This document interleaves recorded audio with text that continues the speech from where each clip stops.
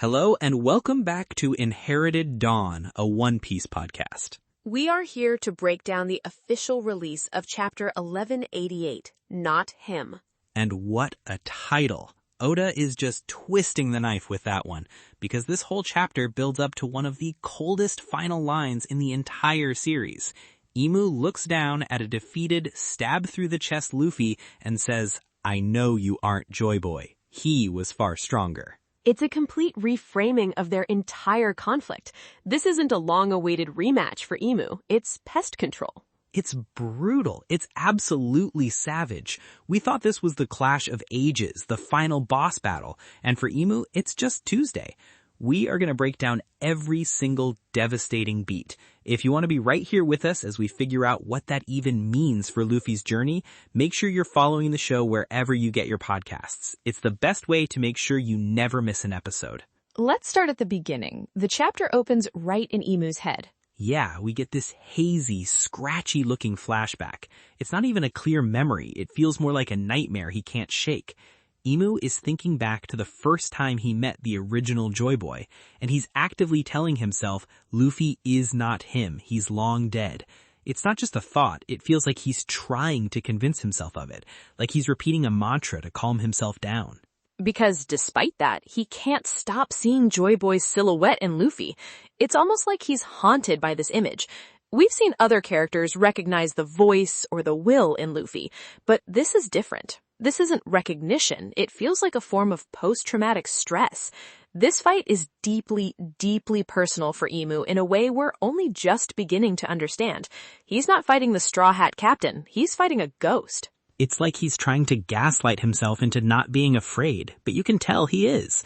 Why else would he be so focused on it? He's the king of the world. He shouldn't care, but he does. He cares a lot, and he lashes out because of it. He wraps his arm in those black flames we saw before, and they feel like some kind of anti-hockey or something, and shoots it like a cannon fist. But the execution is just on another level. Luffy ducks under it easy. We've seen him do that a million times. It looks like a standard projectile attack. But the fist stops, turns in midair, and comes right back down on him. There's no secondary motion from Imu. He doesn't guide it. The attack itself seems to have its own agency. It's a heat-seeking missile made of pure darkness. It slams Luffy straight into the ground, and the explosion is huge. It doesn't look like fire or magma. It's just this pure, all-consuming black energy. That's not just an advanced form of hockey. That's not just a devil fruit. That's something else entirely. It's a living attack. How do you even fight something like that? It suggests a level of control over his powers that might be completely unique. It's not just emitting an element, it's giving it its own will. It's a step beyond what we saw with Big Mom's homies, which required a soul to animate an object. Imu seems to be animating the power itself. It raises the question of what his ability truly is. Could it be an awakened devil fruit taken to a terrifying degree, or something more primordial? Of course, in true Luffy fashion, he just bounces right back up into the air, all rubbery and cartoonish, laughing it off. The ground is a crater, there's smoke everywhere, and he's just like, "Whoa, that was a close one, shee." But you can tell even he knows the game has changed. And then, before Luffy can even counter, Imu teleports. Not a fast movement, not a Soru. There's no blur, no swoosh sound effect. He's just gone from in front of Luffy to right behind him, holding that staff of his ready to stab him. And Luffy's future sight is so sharp, he dodges it instantly, bending backwards like he's in the Matrix. The speed of this exchange is breathtaking. They're both operating on a level of precognition, seeing seconds into the future and reacting to things before they happen. It's like the fight against Katakuri, but the stakes are the entire world, and the opponent isn't just seeing the future, he's breaking the laws of physics to act on it. But here's the part that got me. This is where I knew things were different. Luffy unloads this barrage of punches, a Gear 5 Gatling, and Imu blocks every single one with his staff. Just tink, tink, tink, tink. Remember just a couple chapters ago, Luffy was saying Imu couldn't even touch him. He was dancing around him, turning him into a plaything. Now, Imu is blocking a full-on assault, like he's Mihawk, casually deflecting pre-timeskip Zoro's attacks. Emu is adapting, or chillingly, he was never going all out to begin with. He was measuring Luffy, analyzing his movements, his rhythm, his power, and now he's decided on the appropriate response. That staff isn't just a piece of wood or decorative metal. It's clearly capable of channeling his haki to an incredible degree, perhaps even amplifying it. It must have some unique property we've yet to see. Luffy is so annoyed. Oda draws his face with that classic angry pout, steam coming out of his ears. You can feel his frustration. The rules of the fight just changed and he's trying to figure out the new game. He thought he had the ultimate freedom, but Emu is putting him in a box.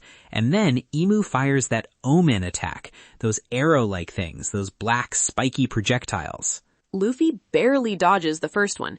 It seems less like a physical projectile and more like a manifestation of dread or ill will. When it flies past him, the panel focuses on his eye, and you see his observation haki flaring. He isn't just seeing its path, he's feeling its intent. He has to go on complete defensive, just running around trying to avoid them.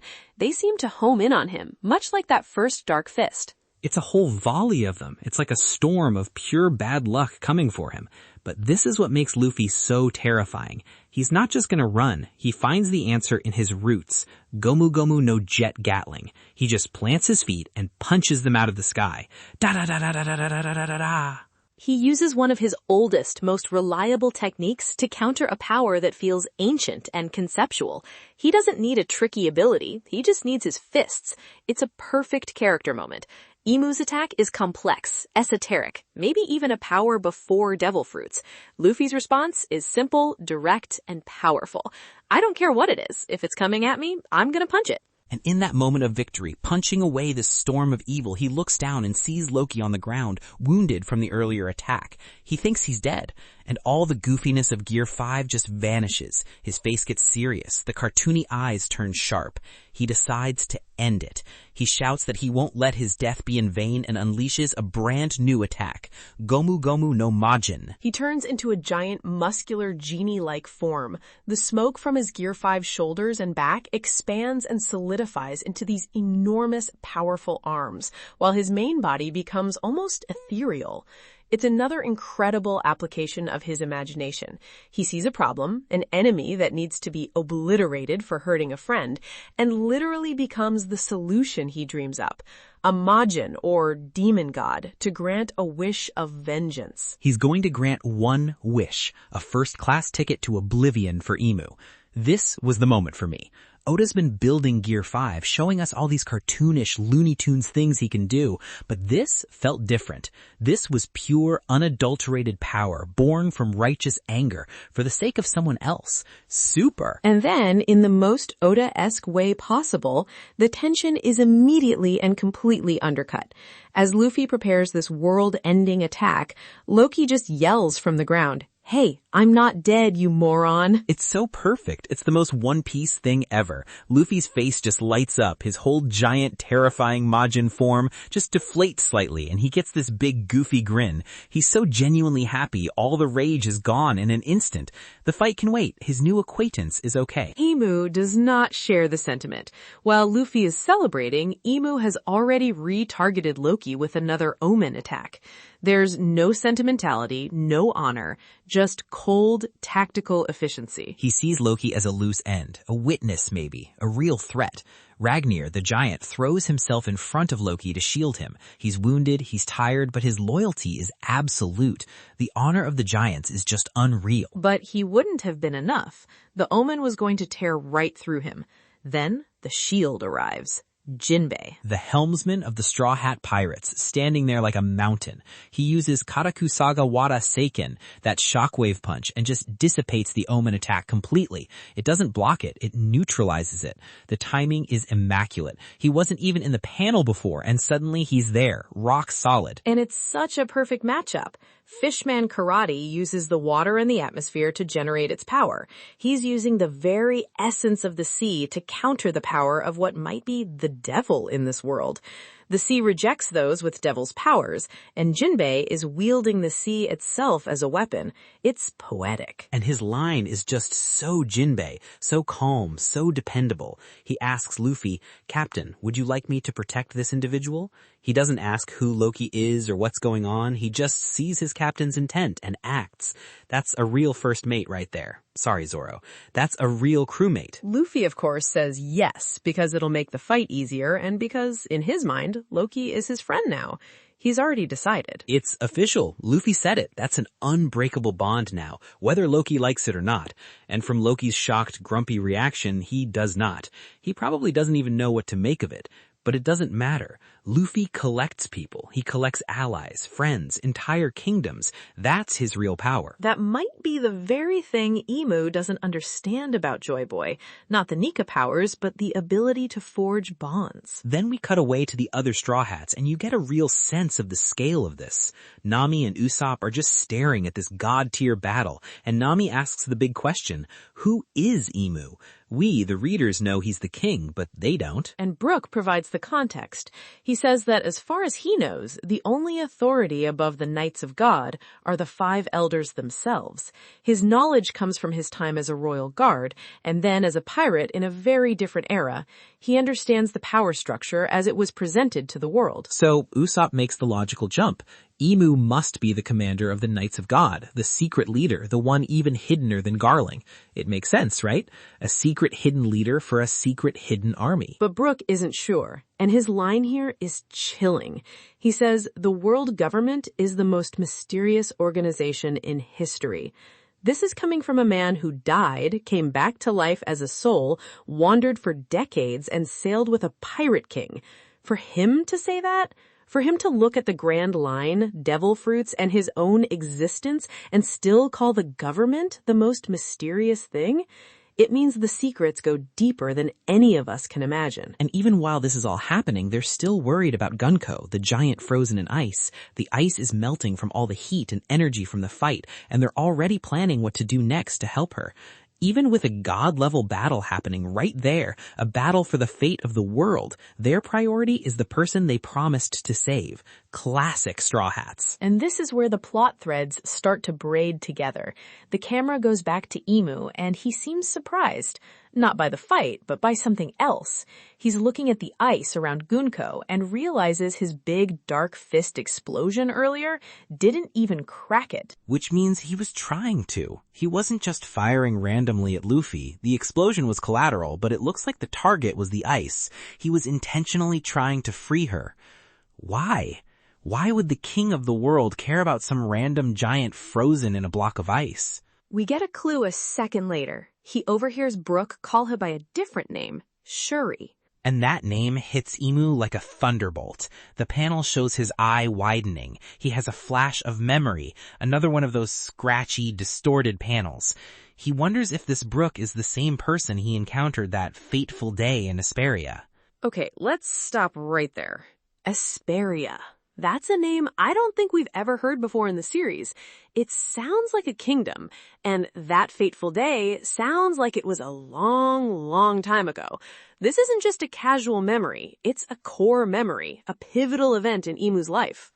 Emu is connecting a 90-year-old skeleton to an event that, for him, could have been 800 years ago during the Void Century. Does he think Brook is immortal in the same way he might be? How could he possibly recognize him? It's a massive question. It's a huge piece of the puzzle. Gunko, or Shuri, is from a place called Asperia, and Emu was there for a pivotal, probably tragic event. He knows her. He may have even been the one who put her in that ice, and his attempt to break it now could be a sign of some long-buried regret. Or perhaps he needs her for something. And Luffy, being Luffy, sees the distraction and takes the shot. He's a battle genius. He yells out, "Gomu Gomu no Suki Ari Bullet," which is just the most on-the-nose name ever. It basically means, "You're wide open, Bullet." He stretches his arm way back for a massive punch, straight at Emu's face. It should have worked. Emu was completely lost in thought, consumed by a memory from centuries ago. But he just turns and blocks it. Effortlessly, he catches Luffy's fist in his open palm. He wasn't distracted at all, or maybe his defense is just that automated, like it doesn't even require thought. It's terrifying. He catches Luffy's attack and in the same fluid motion attaches some of those Omen sigils to Luffy's newly formed Gear 5 beard. It's a trap. A brilliant one. He says he's preparing another stigma attack, the one that paralyzed Ragnar the Giant before. He's using the properties of Gear 5 against him. The beard, the cloud-like hair, it's all part of his malleable, rubbery body. It's a perfect place to stick a curse. Luffy has no choice. He either lets the attack hit and get paralyzed, or he can get rid of the beard. He's forced to power down, turning back to his normal, smaller form just to make the Omen sigils fall off into empty air. That's a huge tactical victory for Imu. He found a way to knock Luffy out of his strongest form without even landing a direct hit. He's a strategist. He's not a brute like Kaido. He's learning and countering Luffy's abilities in real time. As soon as Luffy is back in base form, exhausted and panting, Imu fires another volley of Omen, forcing him on the run again. The momentum has completely shifted. And this is where it gets dark. Really dark. Imu lands on the ground and he summons a new weapon, a sword pulled from that strange circular ring on his back. So that ring is a scabbard or a portal or something. It's so eerie. The sword's name appears in a text box as he draws it, Bohu, and as he draws it, the trees around them just wither and die.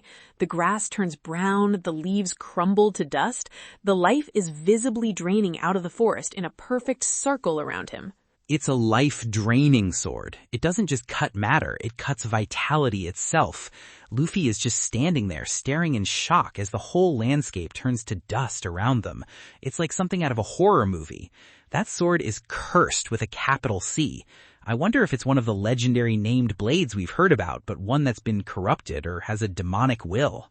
It's a tactical move as much as a display of power, and Imu uses it. And Imu teleports again. No warning, no sound. He's right in front of Luffy, and he stabs him, straight through the chest. It's a brutal, clean strike. There's no big clash, no struggle, just a single, precise movement. Luffy is just left there, impaled on this dead-looking sword, his eyes wide of shock. And then Imu delivers that line, the title of the chapter. He leans in close, his strange eyes filling the panel, and he tells him, "I know you aren't Joy Boy. He was far stronger than what you are right now." It's the ultimate dismissal. He's not just defeating Luffy, he's invalidating his entire existence as the inheritor of Joy Boy's will. He's saying, I fought the legend. I was there. You are just a cheap copy. It's a declaration that this fight, this great war for the Dawn, is a foregone conclusion because the hero isn't a hero at all. Bro, that's a psychological attack on top of a physical one. He's not just trying to kill Luffy, he's trying to break his spirit, to make him believe he's not worthy of the title, that all his struggles, all the people betting on him, were for nothing. What an absolutely soul-crushing cliffhanger. It changes everything. We thought this was the final clash of two ancient rivals, but for Imu, it's just an insult that someone this weak is trying to walk in Joy Boy's footsteps. He seems almost disappointed. Okay, we have to talk about what could possibly come next. I'm reeling, but before we do, what did you think of that final line? Let us know in the comments how hard that hit you. We read through all of them every week. It's a fantastic place to leave us guessing. So, predictions for 1189. I'll go first. Lay it on me. I need some hope here. My first prediction is that Boa, that sword, is not just a normal blade. The life-draining effect wasn't just for the trees. It's actively draining Luffy's haki or life force through the wound, which is why Imu perceives him as being so much weaker. The stab itself is a continuous debuff, making Luffy weaker every second he's impaled. The line isn't a memory, it's a real-time observation. Ooh, I like that. That makes so much sense. It explains the line. It's not a statement of fact about Luffy's potential, it's an effect of the weapon. That's a great theory. Okay, my turn. My first one is that the turning point in this fight won't come from Luffy, not at first. It's going to come from Brook. Imu is now hyper-fixated on him and this Shuri from Asperia. I think Brook is going to say or sing something that triggers a full debilitating memory in Emu, creating the real opening Luffy needs to get that sword out of his chest. A big sake moment, but for the king of the world. Using a memory as a weapon against someone who has lived for centuries? I could see that. Okay, my second prediction is a lore one. I think Esperia was a kingdom allied with the ancient kingdom, and Shuri was its queen or princess. Emu didn't just witness a fateful day there. He was the one who caused it. He's the one who destroyed her home. And he may have been the one to freeze her in that ice as a twisted form of preservation. And he feels some kind of twisted guilt or regret about it, which is why he tried to free her. That adds so many layers of complexity to his character. He's not just pure evil. He's a person with a history and regrets that he's been burying for 800 years. All right, my final prediction, and this is the one I'm banking on. Luffy gets up, but not by overpowering Emu. He's going to get up laughing. That line, "You're not as strong as Joy Boy," is going to be funny to him. He'll pull the sword out, blood everywhere, and just start giggling. He'll say something like, "Of course I'm not him. I'm Monkey D. Luffy, and I'm going to be king of the pirates."